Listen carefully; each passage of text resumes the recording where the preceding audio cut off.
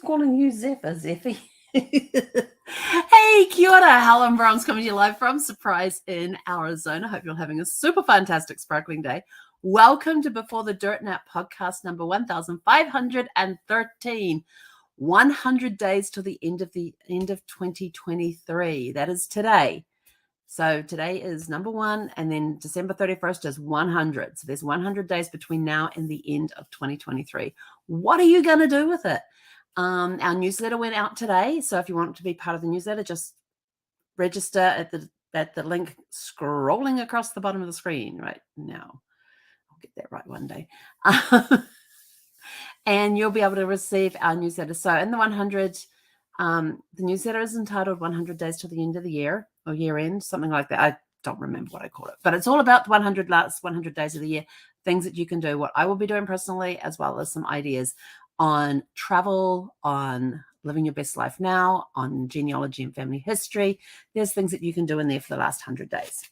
So that's what the theme is of that one. And my friend Ashley, I'm gonna have to get her on the show to come talk about this book, promoting her book, and this is the book of the week that's in there as well. This is a great book. If you're coming to Arizona, coming to Phoenix, grab a copy of this book. It is awesome. There's lots of off the beaten path stuff in here. I've been in Arizona. I've been living in the Phoenix metro area for the last 3 years now, and I don't even know half the stuff that's in that book. But anyway, tonight we're going to talk about the last 100 days of the year. What can you do to tie up with 2023? Some of you may have goals that you set at the beginning of the year that you want, and now's the time to check in. Where are you at with those goals? Have you completed those goals? What can you do to exceed those goals? Yeah, don't just say, oh, right, we hit our mark, we're done well, we're done, and kick back and relax. And no. We want you to get back on there and push through. Maybe it's a sales number. You've already achieved that sales number. You think, well, achieved my sales for the year. We're just going to take the rest of the year off. No. We are going to put our foot down again, and we are going to exceed those goals. So in the last 100 days, could it be possible for you to sell half as much of what you've already sold this year in your goal? If your goal was 100,000, could you do 50,000 by the end of the year? Could you double that by the end of the year and make another 100,000 by the end of the year? Think about that. You may have achieved your goals, but what can you do to exceed it, to accelerate it, to keep that momentum going? So if you've already said you had a goal of $100,000 in sales, what can you do in the last 100 days to make it an extra 50,000 in sales, an extra 100,000 in sales, maybe even 200 if you really get up and go? Just go for it. That's all you need to do. So push it. And if you're getting close to the end of those goals, just find that extra spark and put the foot down and let's go get those goals and exceed them. Keep going. Even if you reach your goal, you reached your $100,000 mark for your sales for the year, keep going. Don't stop. Do not stop. See, the problem is that people slow down towards the end of the year because holidays are coming up. Oh, it's a time to get back and relax. You know what happens? Come January 1st, it's sort of like, you got that last day off. January 2nd, you're like, oh, yeah, I got to get started again. And it takes you a good 2 to 3 months to get back up to your regular working speed again from the holidays, by which stage you've already missed the first quarter of the year. Keep going. Keep the foot down. I know that I'm going to be out for most of December and the first week of January, but I'm still going to be working during that time. I'm going to have systems and processes in place and have stuff in place that's ready to deploy at certain times while I'm on vacation. That's what my 100 days is. Well, actually, it's going to be less than that because even less than 100 days. Which reminds me, I better get my tickets. So the 100-day thing, look at that as that you're working. You're going for your goals and you're exceeding them, but you're also putting systems and processes in place that's going to help you keep moving into the next year. You've got your plans in place. What are your promotions going to be? What are your sales going to be? What sales are you having? Are you having any specials going on? Are you having what social media are you putting out there? Are you going to be starting a podcast? Start booking the guests now. How often are you going to be doing a podcast? Is it going to be every day? Is it going to be once a week? Is it going to be twice a week? Are you going to have guests on there? Start lining the guests up now for next year. And get them in there, get them on the calendar and get them rolling. That's another thing that you can do. So you're setting year-end goals. You could then turn around and also challenge yourself for the next 100. For the next 100 days, I am going to do blip, fill in the blank. It could be that you're going to do a wellness challenge for the next 100 days. What's a wellness challenge? It's getting up. It's maybe moving more. It could be slowly changing the way that you eat or what you eat, not going in and going, right, from today, we're going to, because that's you've heard Nicole talk about this. You got to ease into these new lifestyles, ease into different eating plans, ease into more movement in your life. Because if you just turn around and say, right, I'm starting exercise today, I'm going to go do a 5K run. Yeah, right. I can't even run to the end of the street. Zephy just trots along. I walk at a fast pace. I'm not a runner. It could be, for the next 100 days, you're going to declutter your house. You're going to remove you're going to have a space in your house where either a space in your house or in the garage where you are going to put one item a day that at the end of the 100 days or once a week, you're going to do a run to Goodwill or to the local thrift store or whatever, wherever you're going to make those donations to. So go through each room. Spend an extra, work out how many days you're going to spend in each room and you remove one item as you go through everything. I've got boxes to go through. My goal is to get all these boxes unpacked before I leave. So that's going to be interesting because I am sorting through the boxes as I unpack them because I know there's a lot of stuff in there that I no longer need. I know I've got a huge amount of stuff that needs to be shredded. So that could be finding like a security shredding place and just going there and taking the boxes in and going, here, shred. Could be doing that. If you are a movie buff, now I would absolutely love to do this, but I know me. And that is, you could do 100 days of whatever genre you want. Like you could do 100 days of classic movies or 100 days of musicals or 100 days. You can't do 100 days of James. Well, you could do 100 days of James Bond. You just watch every movie 4 times over the next 100 days. I wouldn't mind that. But November is my James Bond month. And when I do these movie things like, November is James Bond month, I have certain tasks I have to complete each day in order to allow myself to watch a James Bond movie. Watching James Bond movie in November is a reward for getting things done during the day. I've got 25 movies to watch and I have 30 days in November in which to watch 25 movies. So I know that. Let's see. Maybe it could be reaching out and saying hello to somebody for the next 100 days, a different person every day that you haven't spoken to for a while, or going out and meeting a new person for the next 100 days. Maybe it could be doing that. 100 days of gratitude. What are you grateful for today? And then one is, what's Jason written there? There are some shredding companies that will bring the truck to your house for shredding. Yes. Thank you, Jason, for letting me know. I'm going to, hang on. Shredding companies. That'll be the end of October. I'm going to be doing that. Thank you for that, Jason. Okay. So you could also do 100 days of gratitude. Now, in the 100 days of gratitude, what is 3 things? We're going to make it 3 things that you're grateful for today. And then look back over the year and what one thing from the year are you grateful that happened or that occurred, or the person that you got to meet, the challenge that you had to face and you overcame. And so you get 100 look backs, 1 a day for 100 days of gratitude. And then you get 3 things each day that you are grateful for. It's a great way to start the day. It's an awesome way to end the day. So the beginning of the day is what one thing from this past year, from year to date, am I grateful for? So you're going to come up with 100 of those over the next 100 days. And then at the end of each day, you're going to look, what are 3 things that I'm grateful for today?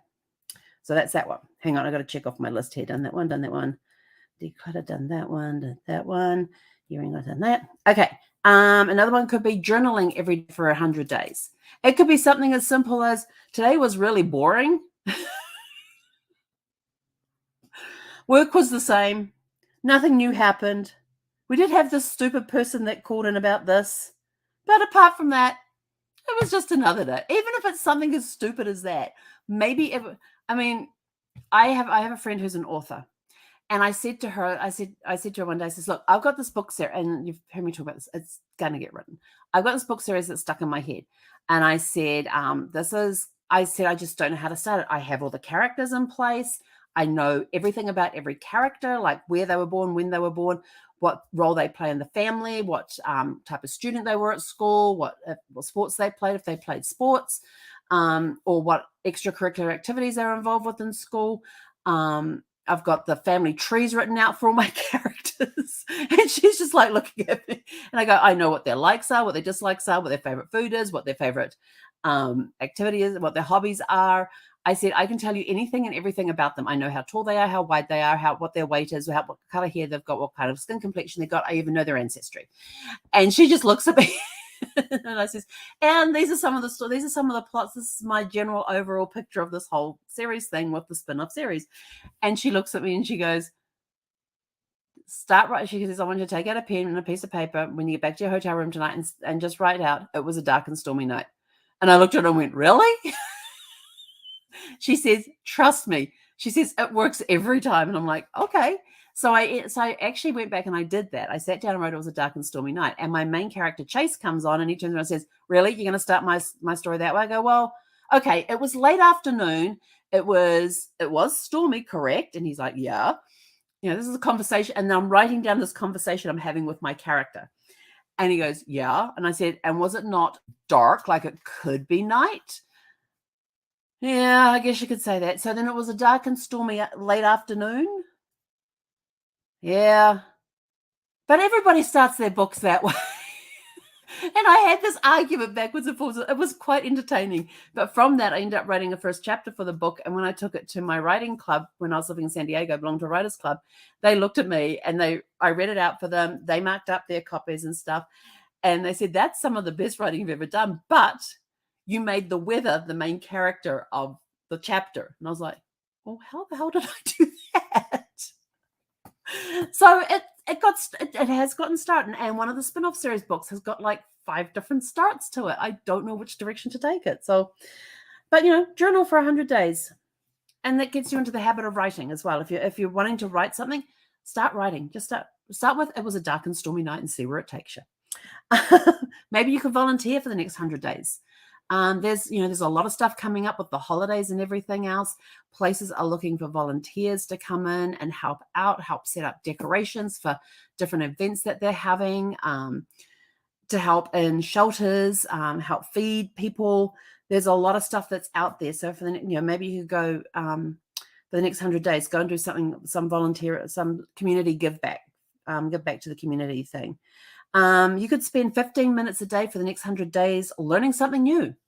It could be that you read a book on a subject. You could watch YouTube videos on that subject. You can maybe do self-paced online classes, just stuff that, if you have an interest in genealogy, there's a lot of genealogy classes that you can do online, 15-minute, and some of them are a little more advanced and require a lot more time. So check that first. What are you going to be doing in the 100 days? And you could and some of them are self-paced. So you just go, I'll do 15 minutes here, 15 minutes there, and you make it a regular habit. You will be surprised at how quickly you can get through some online classes or learn new information just by spending 15 minutes a day on that topic. Maybe there is a person of influence that you follow. Go onto their YouTube channel, look at their videos and stuff. What are they teaching? And just watch 15-minute videos some of the videos might be 20 minutes. And just watch their videos. What are you picking up from them? What are you learning from them? So there's stuff like that you can do. And this one I found out today. This is when I was researching different things you can do in the last 100 days.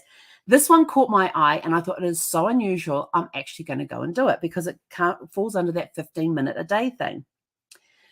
The British Museum has 100 objects, and what they have done is they walk you through history through these 100 objects and that they have in the actual museum. And they're 15-minute videos on each object. So they've got 100 videos there. And, that's not it. Where is it? Where did it go? I can't find the tab now. Where did it go? There it goes. Okay. Actually, I'm going to see if I can share this. Let me quickly, oops, that's the wrong page. Let's close that down, close that down, close that down, because you don't need to see what's on my screen. Actually, go back over here. Sorry, I'm just going to do this. I'm doing this on the fly. totally, utterly, and everything on the fly. There we go. We want to do that one. Okay. So we're going to go to this one.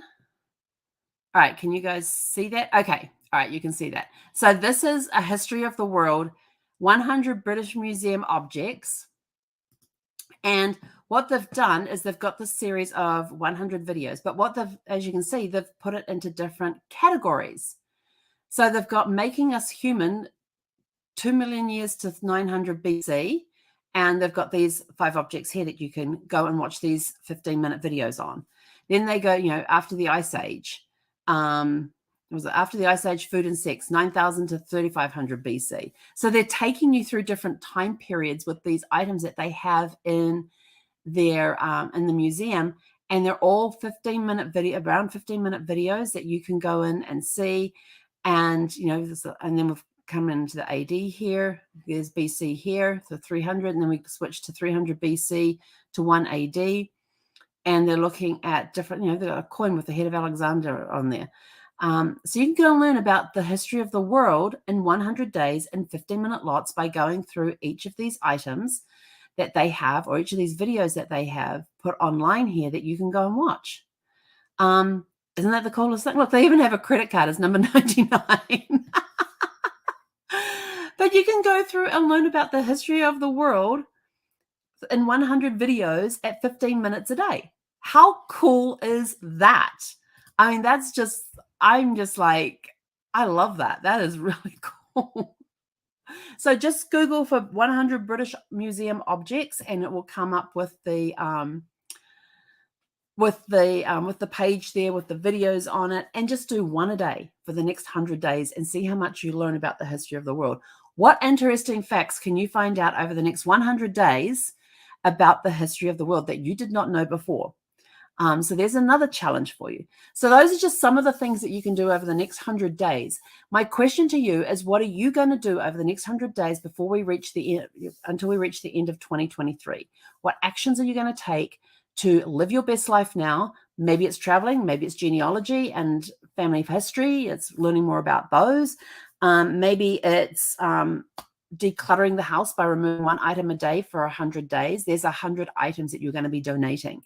And this is the perfect time to do it because you get the tax write-off for this year for those for those things. Donations, making donations. Maybe it's $1 a day. You bank $1 a day, and at the end of the 100 days, you've got $100, and you take, or it might be $10 a day. You determine the figure every day that you're going to put aside, so that on the last day of the year, you can make a donation to a charity, or you could do it a few days beforehand or something. Just make sure you put in the stuff for the 100 days. And putting that money aside and taking it down and doing it that way. So there's just some ideas of things that you can do over the next 100 days till the end of the year. My question to you is, what are you going to do to help improve your life, to help you live your best life now? Because that's what we're all about here at Before the Dirt Nap, is living our best life now. So that's my challenge to you. And we're going to do a check-in every, I don't know, maybe every 10 days we'll do a check-in that we've got 90 days left, 80 days left, 60 days, 70, 60, all that sort of thing. But keep it going. What can you do? It's only 100 days. It is not that long. And I'm just sort of like thinking, where did the rest of the year go? I mean, we are on the 22nd of September, 2003. What happened to everything between January 1st and January 21st and September 21st? Like, where's it gone? I mean, I'm coming up to, I've just passed 3 months in this house, and it feels like I've been here so much longer. It's like, man, I've only been here 3 months.